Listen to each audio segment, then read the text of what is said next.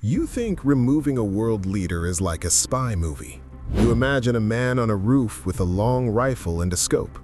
You are completely wrong. If you shoot a president, you make him a martyr and start a global war. The real agency does not create martyrs, they create tragedies. A perfectly executed operation looks exactly like a natural heart attack, or a sudden stroke, or a tragic, unavoidable accident. To pull this off, you have to bypass the most secure ring of protection on Earth. You are fighting thousands of elite guards, dogs, and invisible surveillance nets. This is the highest and most dangerous tier of intelligence work. You are not sent to gather information, you are sent to change history. If you are caught, your government will legally deny your existence. You will be erased in a dark underground cell. This is the step-by-step anatomy of an impossible mission. Welcome to the Ghost Protocol. Level 1. The Briefing. You are 38. You are called to a secure, windowless basement in Langley. The Director of National Intelligence is waiting for you. He slides a single, heavily classified folder across the metal table. The target is the tyrannical president of a hostile, resource-rich nation. He has secretly armed his military with highly restricted weapons. Intelligence confirms he plans to launch a regional war in exactly 30 days. A conventional military strike is absolutely out of the question. It would trigger a catastrophic global response. The only solution is to quietly remove the head of the snake. The director tells you that you will have zero official support. If you fail, the government will paint you as a rogue terrorist. You open the folder and look at the blueprints of the presidential palace. It is a fortress, triple-layered walls, biometric scanners, and anti-aircraft batteries. The president never eats food that hasn't been tested by a chemist. He travels in a convoy of 5 identical, heavily armored vehicles. The director asks if the operation is possible. You close the folder, look him in the eye, and nod your head once. You are given a massive, untraceable budget in cryptocurrency. You spend the next 2 weeks developing a flawless new identity. You become a high-level telecommunications engineer from Switzerland. You memorized your fake childhood, your fake accent, and your fake technical degree. The agency loads specialized disguise tools into your luggage. You board a commercial flight headed straight into the enemy capital. There is no turning back. You are walking directly into the lion's den. Level 2. The Infiltration. You land at the heavily militarized international airport. The tension in the air is instantly noticeable. Soldiers with heavy rifles patrol every single terminal. You approach the customs checkpoint. This is the first critical test. The border guard scans your Swiss passport and stares at you coldly. He asks why a telecommunications engineer is visiting during a crisis. You smile politely and show him a legitimate contract to upgrade the city's cell towers. You complain about the heat to make yourself seem like a soft, harmless civilian. The guard stamps your passport and waves you through. You check into a luxurious downtown hotel exactly 2 miles from the presidential palace. Your room is almost certainly bugged by the secret police. You unpack your clothes and casually turn on the television. You use a specialized digital sweeper hidden in your watch to find the microphones. There are 3. 1 in the lamp, 1 behind the mirror, and 1 in the phone. You do not disable them. If you disable them, they will know you are a professional. Instead, you perform perfectly for the microphones. You make boring, scripted phone calls to your fake company in Europe. You order room service and complain about the slow internet speed.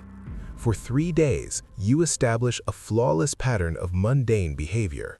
The secret police lose interest in you, marking you as a harmless foreigner. You are now officially a ghost in the machine. Under the cover of darkness, you begin assembling your specialized equipment. You take parts out of your electric toothbrush, your laptop battery, and your shoes. You are building a highly advanced, untraceable micro-drone. Level 3. The Asset. Even with the best technology, you cannot penetrate the palace blindly.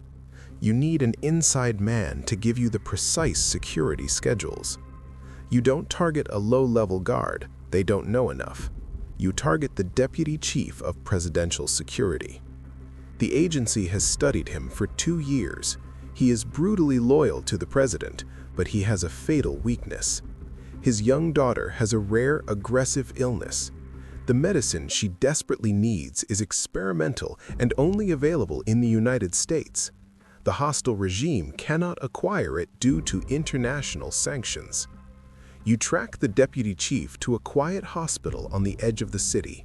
You sit on the bench next to him in the dark courtyard. You do not threaten him, you simply slide a small medical cooler onto the bench.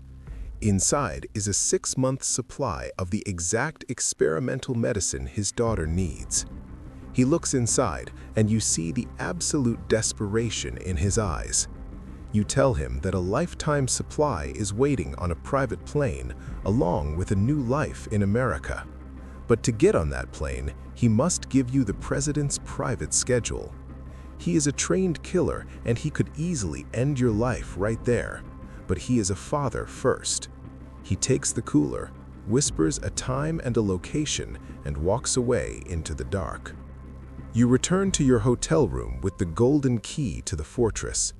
The president takes a private, highly secure walk in the palace gardens every morning at 7 a.m.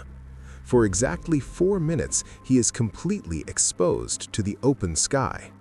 The airspace is heavily jammed, but your drone operates on an analog, untraceable frequency. The window of opportunity is incredibly small, but it is enough. Level 4. The Execution. It is 6 a.m.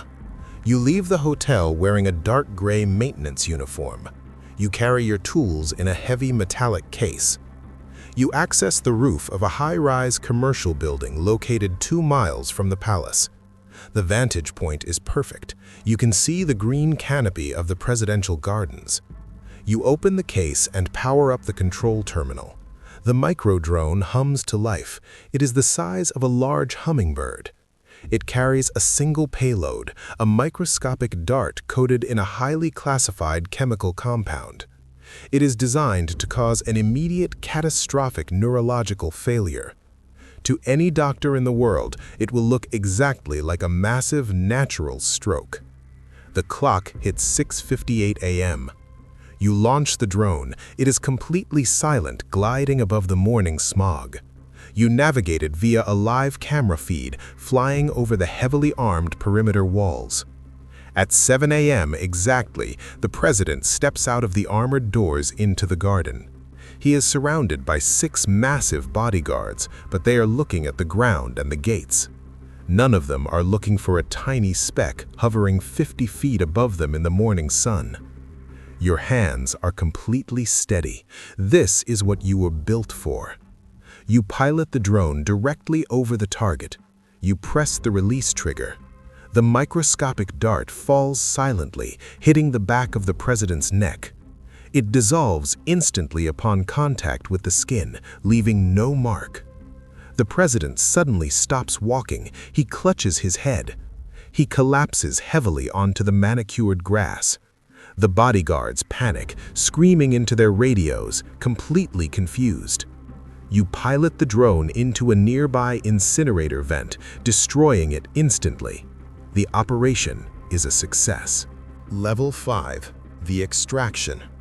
You wipe your fingerprints from the control case and leave it on the roof. You casually walk down the stairs to the street level. The city is still quiet, but you know a massive shockwave is coming. 10 minutes later, every single emergency siren in the capital begins to wail. It is a terrifying, deafening sound that shakes the windows. The military immediately declares a state of extreme martial law. Heavy tanks roll out onto the main avenues, blocking all traffic. Heavily armed soldiers begin setting up checkpoints at every intersection. The airport is entirely shut down. All borders are sealed tight. You cannot fly out. Your Swiss identity is now useless. The secret police will start tearing the city apart looking for foreign operatives. You move to your secondary extraction plan. You navigate the chaotic, panicked streets, blending into the terrified crowds. You arrive at an unassuming laundry facility in a poor neighborhood. Inside is a local asset who works for a foreign embassy. He doesn't say a word. He opens the trunk of a diplomatic vehicle. You climb inside the dark, cramped trunk, and the lid slams shut. The car drives toward the heavily guarded national border. In the trunk, the heat is suffocating, and the smell of exhaust is overwhelming. You feel the car stop. You hear the angry voices of the border guards. They are demanding to search the vehicle. The driver aggressively invokes diplomatic immunity, threatening an international incident. The tension hangs by a single, fragile thread for 5 minutes. Finally, the car accelerates forward. You have crossed the border into safety. Level 6. The Erasure. 2 days later, you are back in Washington, D.C. You sit in a quiet cafe, reading the international news. The headlines confirm the tragic, sudden death of the president due to a massive stroke.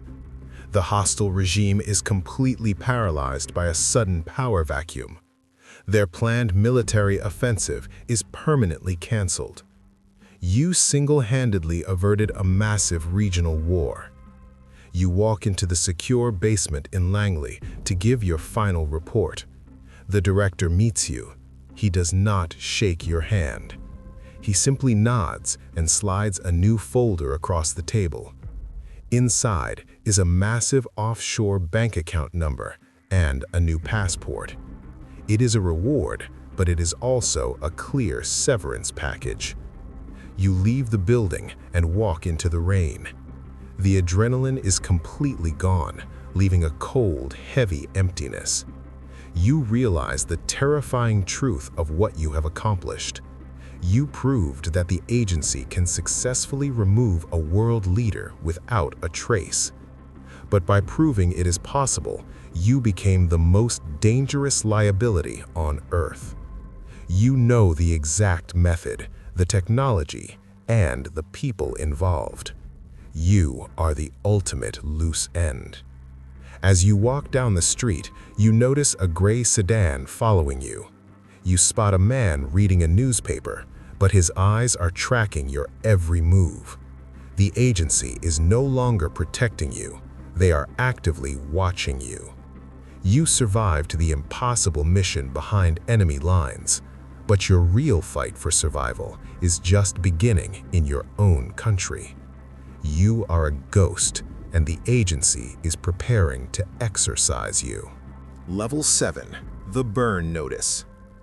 You return to your secure apartment, locking the heavy deadbolts.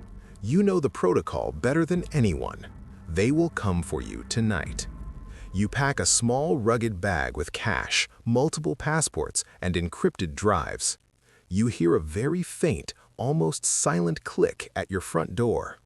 The agency's elite cleanup team has arrived to permanently erase you. You don't panic. You built the security systems for this exact scenario. You press a hidden button under your desk. A massive, blinding strobe light flashes in the hallway, disorienting the team. You slip out through a hidden maintenance hatch in the floor. You drop into the dark subway tunnels running beneath the city. The hunters swarm your apartment, finding only an empty room and a ticking timer. You navigate the pitch-black tunnels using night vision contacts. You emerge miles away, blending perfectly into the late-night commuter crowd. You access an offshore account using a burner phone. The agency has already frozen your primary funds, but they missed the deepest accounts. You buy a ticket on a cargo ship heading to a country with no extradition treaty. As you stand on the deck of the ship, watching America fade into the distance, you realize the truth. You were the sharpest weapon the government ever created. But weapons are eventually decommissioned, destroyed, or locked away. You will spend the rest of your life looking over your shoulder. Every stranger in a cafe could be the next operative sent to finish the job. You are a ghost, haunting the forgotten corners of the world. You eliminated a president, but the cost was your own existence.